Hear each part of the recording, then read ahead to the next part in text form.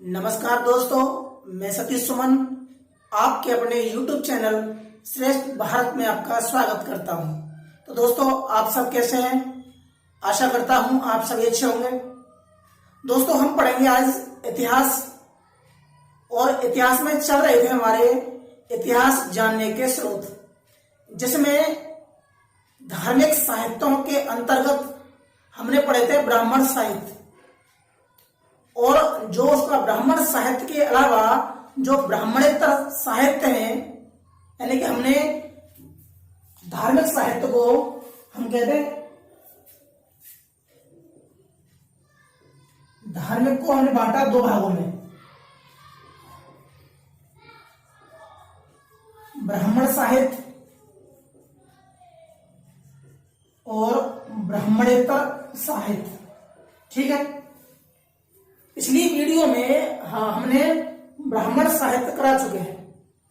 आज हम पढ़ाएंगे ब्राह्मणेतर साहित्य, जिसमें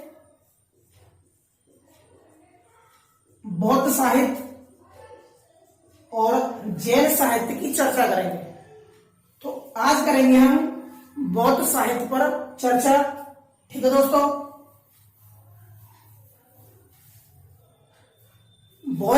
जो बौद्ध साहित्य है, इनकी रचना हुई थी सबसे पहले जो त्रिपिटक है। हम बौद्ध साहित्य को तीन भागों में बांटते हैं।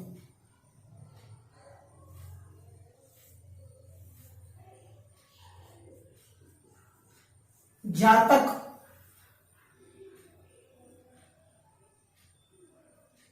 इसके अलावा त्रिपिटक और निकाय। ठीक है, सबसे पहले जो जातक कथाएं लगभग 548 कहीं 583 के अंतर्गत आती हैं। इन जातक कथाओं में भगवान बुद्ध की पूर्व जन्म की कथाओं का उल्लेख किया गया है। हालांकि ये कथाएं सारी काल्पनिक हैं, लेकिन इतिहास जानने के दृष्टिकोण से हम इसमें सामाजिक साहित्य के अंतर्गत हम इसमें देख सकते हैं उस समय तत्कालीन समाज में कैसा समाज चल रहा था। तो ठीक है, तो जातक कथाएं क्या है, वो हालांकि काल्पनिक हैं, लेकिन भगवान बुद्ध की पूर्व जन्म की कथाओं पर आधारित है। जबकि भगवान बुद्ध पूर्व जन्म को नहीं मानते। संख्या कितनी है इनकी? लगभग 548, कहीं 550 और कहीं 583 भी दी गई है। त्रिपिटक,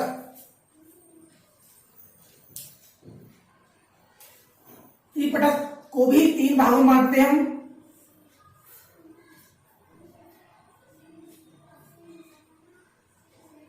पहला है सूत पिटक। ठीक है, सूत पिटक, और दूसरा है विनय पिटक। इन दोनों पिटकों की, त्रिपिटक का मतलब होता है पिटारा या टोकरा। पिटक का मतलब क्या है? टोकरा या पिटारा। तो ये क्या है? बौद्ध साहित्य का पिटारा यानी कि टोकरा है। जो सूत पिटक और विनय पिटक की रचना हुई, तो ये हुई थी 483 में। क्यों? 483 में भगवान बुद्ध का परिनिर्वाण हुआ था कुशीनगर में, जो कि देवरिया के पास में है।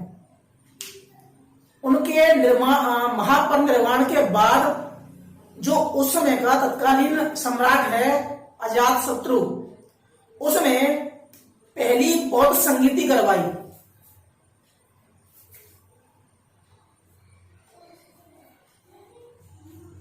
प्रथम बौद्ध संगीति।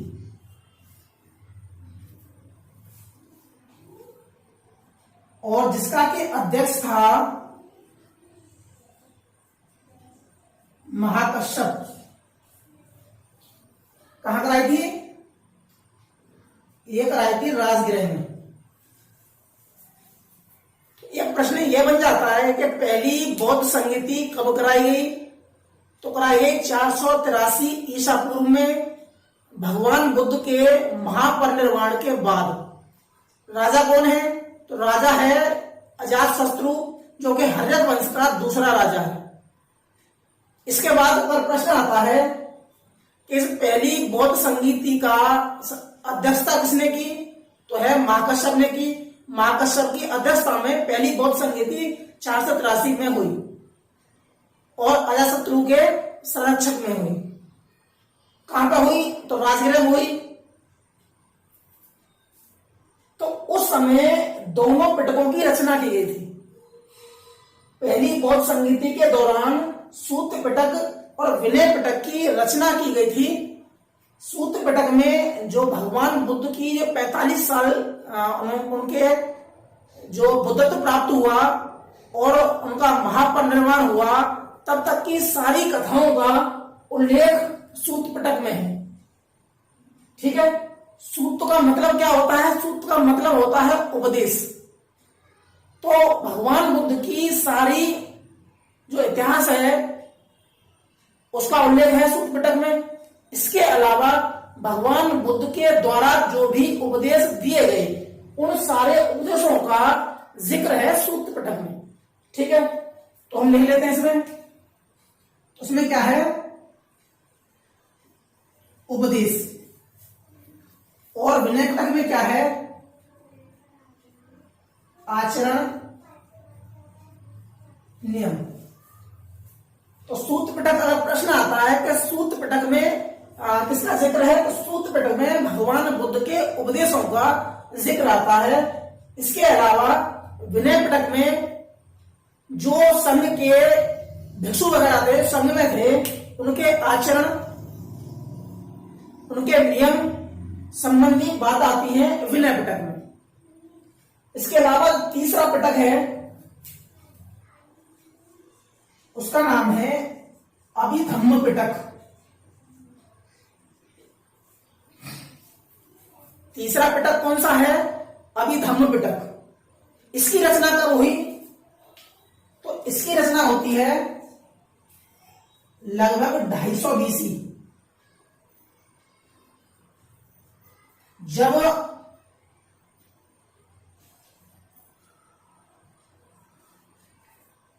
तृतीय बौद्ध संगीति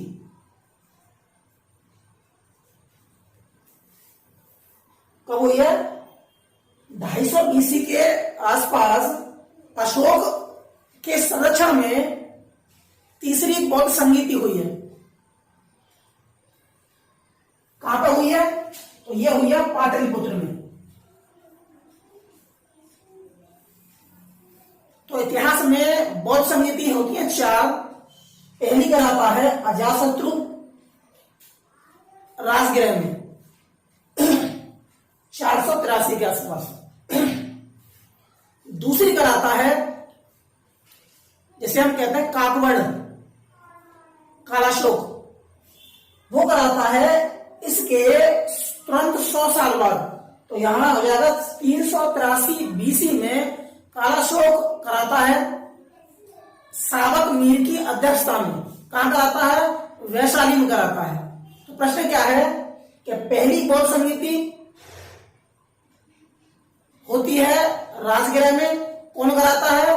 अजातशत्रु। अध्यक्ष कौन है? महाकश्यप। कब है? 483 BC में। दूसरी बौद्ध संगीति होती है वैशाली में। राजा कौन है? राजा है जिसे काकवड़ कहते हैं, कालाशोक। अध्यक्ष कौन है? सावक मीर।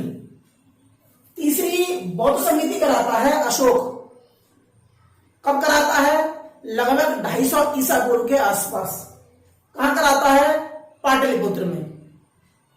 इसके दौरान, इस संगीति के दौरान एक जो त्रिपिटक है उसकी रचना होती है। हम कहते हैं इनका संकलन होता है। और सूत पिटक का जो संकलन करता है, या लिख दे रहे संकलन, ये कराता है आनंद, जो भगवान बुद्ध का शिष्य है, शिष्य था आनंद, और विनय पिटक का कहलाता है उपाली। तो प्रश्न ये भी है कि सूत पिटक का संकलन कौन करता है? आनंद करता है, और विनय पिटक का जो संकलन कौन करता है? उपाली करता है। तीसरा जो पिटक है वो रचना कब हुई है? अशोक के काल में, तृतीय बौद्ध संहिता में। नाम क्या है? अभिधम्म पिटक। इसमें जो बुद्ध के दर्शन हैं वो इसमें दिए गए। तो इसमें क्या है? उपदेश है हमारे, मतलब बुद्ध के उपदेश हैं। इसमें क्या है? संघ के आचरण संबंधी नियम है। अभिधम्म पिटक में क्या है? बौद्ध दर्शन संबंधी बात है। तो ये हो गया हमारा त्रिपिटक। और त्रिपिटक को यह लिख देते हैं कि सूत पिटक को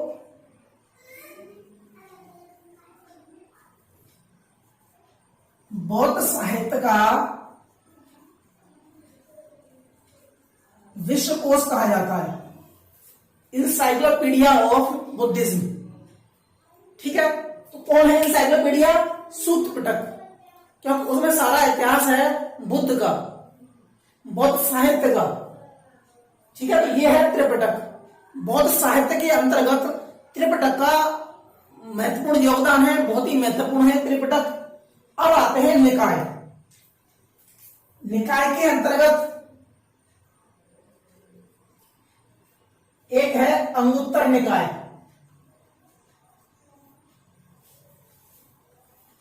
अंगुत्तर निकाय का नाम आते ही दिमाग में सिर्फ ये बात याद आती है कि अंगुत्तर निकाय में जो 16 महाजनपद का सबसे पहले जिक्र किया गया है वो जिक्र किया गया है अंगुत्तर निकाय में। इसके अलावा 16 महाजनपद का जिक्र है भगवती सूत्र में और पुराणों में भी। हालांकि पुराणों का जो जिक्र है वो काल्पनिक माना जाता है। अगर आपको सही जानकारी इतिहासों के द्वारा, इतिहासकारों के द्वारा जो 16 महाजनपद के बारे में पढ़नी है तो वो है अंगुत्तर निकाय। दूसरा कौन सा है? भगवती सूत्र, जो जैन धर्म का साहित्य है। तो पढ़ेंगे हम अंगुत्तर निकाय। तो अंगुत्तर निकाय में क्या है? 16 महाजनपद का उल्लेख किया गया है। तो हो गया हमारे, इसमें एक खुद्दक निकाय भी है। निकाय के अंदर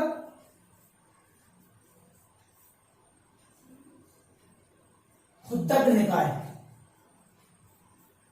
तो ये हो गए बौद्ध साहित्य के अंतर्गत जातक कथाएं, त्रिपिटक और निकाय।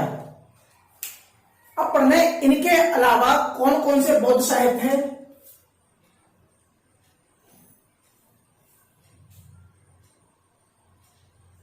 एक है दिव्यावदान।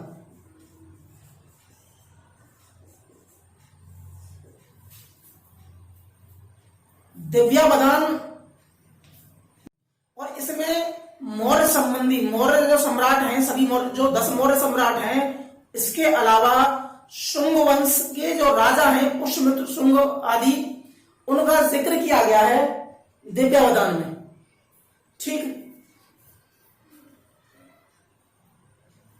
दिव्यावदान के अंतर्गत ही वो बात आती है कि अशोक लगभग 84,000 स्तूपों का निर्माण कराता है। उसकी खुशी में पूरे पाटलिपुत्र को दीप जलाते हैं, जिसमें दीप दानोत्सव कहा जाता है। जैसे आज कुछ लोग दिवाली मानते हैं, हिंदू धर्म में दिवाली मानते हैं, वहीं बौद्ध धर्म में उसे अशोका दीप दानोत्सव के नाम से जानते हैं। दिव्यावदान के अलावा दीपवंश और महावंश।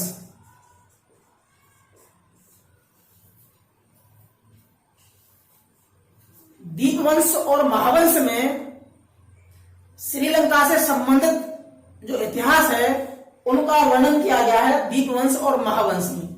दोनों जो साहित्य हैं पाली भाषा में लिखे गए हैं। श्रीलंका का वर्णन के अलावा इसमें मौर्य सम्राटों का भी जिक्र किया गया है। इसके बाद आता है मिलिंद पन्हु।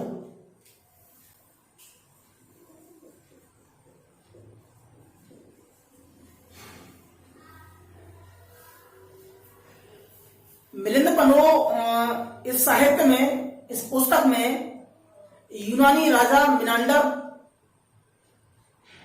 और जो बौद्ध भिक्षु नागसेन का संवाद दिया गया है इसमें मिलिंद पन्हु में, जो संभवतः कनिष्क के आसपास का साहित्य है। इसमें एक है मंजूश्री मूलकल्प। इसमें गुप्त सम्राटों का वर्णन दिया गया है, बहुत जो बुद्ध दृष्टिकोण के अंतर्गत दिया गया है। तो एक बार दोबारा देख लेते हैं। बौद्ध साहित्य के अंतर्गत हम 3 भागों में बांटते हैं साहित्य को, जातक, त्रिपिटक और निकाय। जातक कथाओं के अंतर्गत जो जातक कथाएं हैं वो लगभग 500 से ऊपर है, 548 है, कहीं 583 है। ठीक है, हालांकि ये काल्पनिक है और भगवान बुद्ध के पूर्व जन्म पर आधारित कथाएं हैं इसमें। त्रिपिटक को हम 3 भागों में बांटते हैं। त्रिपिटक का मतलब होता है पिटारा, 3 पिटारा। तो कौन कौन से हैं? सूत पिटक है, विनय पिटक है। जो सूत पिटक और विनय पिटक की रचना या संकलन किया गया है 483 ईसा पूर्व या बीसी में, जब भगवान बुद्ध के महापरिनिर्वाण के बाद, उनके निधन के बाद राजगृह में पहली बौद्ध समिति कराई थी अजातशत्रु ने महाकश्यप की अध्यक्षता में। तो इन दोनों सूत पिटक और विनय पिटक का संकलन किया गया था। सूत पिटक का संकलन किया गया है आनंद ने और विनय पिटक का संकलन किया गया है उपालि ने। सूत पिटक में भगवान बुद्ध के जन्म संबंधी बातें हैं, भगवान बुद्ध की बातें हैं और उनके उपदेश दिए गए हैं सूत पिटक में। विनय पिटक में जो संघ के लोग हैं, संघ में जो शामिल हो जाते हैं, उनके आचरण संबंधी नियम दिए गए हैं विनय पिटक में। तीसरा जो पिटक है अभिधम्म पिटक, इसका संकलन किया गया है जब 250 ईसा पूर्व में सम्राट अशोक ने तीसरी बौद्ध संगीति कराई थी पाटलिपुत्र में। तो उस समय अभिधम्म पिटक का संकलन किया गया, यानी कि उसकी रचना की गई। और ये अभिधम्म पिटक किस पर आधारित है? दर्शन, बौद्ध दर्शन पर आधारित है अभिधम्म पिटक। इसके अलावा तो निकाय है, मुख्य रूप से अंगुत्तर निकाय और खुद्दक निकाय। हालांकि सूत निकाय भी है इसमें, लेकिन जो मुख्य रूप से है अंगुत्तर निकाय, जिसमें 16 महाजनपद का वर्णन किया गया है सबसे पहले। ठीक है, इसके अलावा दिव्यावदान है। दिव्यावदान में दिया गया है कि अशोक के अलावा जो सारे के सारे जो मौर्य सम्राट हैं सबका जिक्र किया गया है। इसके अलावा जो सुंग वंश आता है, सुंग वंश में सिर्फ एक राजा, यानी कि सबसे पहला राजा है पुष्यमित्र सुंग का भी जिक्र किया गया है दिव्यावदान में। बौद्ध विहारों का निर्माण किया गया था, उसका जिक्र है दिव्यावदान में। अगले साहित्य है दीपवंश और महावंश। यह दोनों ग्रंथ श्रीलंका के इतिहास पर आधारित हैं, श्रीलंका के और पाली भाषा में लिखे गए हैं। इनके अलावा एक है मिलिंद पन्हु। मिलिंद पन्हु संवाद है इसमें किताब में। मिलिंद पन्हु नामक किताब में संवाद किसका है? यूनानी शासक मिनांडर का और बौद्ध भिक्षु नागसेन का। एक किताब है मंजूश्री मूलकल्प, जो गुप्त सम्राटों के इतिहास पर आधारित है, लेकिन बौद्ध दृष्टिकोण से लिखी गई है, इसलिए बौद्ध ग्रंथ में शामिल किया गया है मंजूश्री कल्प को। इसके अलावा एक है ललित विस्तार।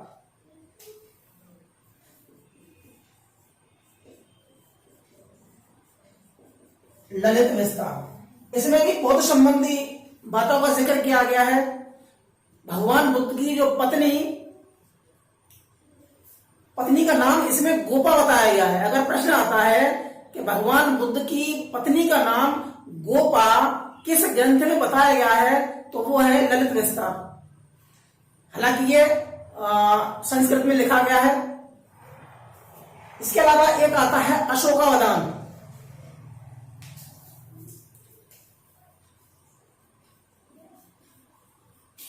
अशोकावदान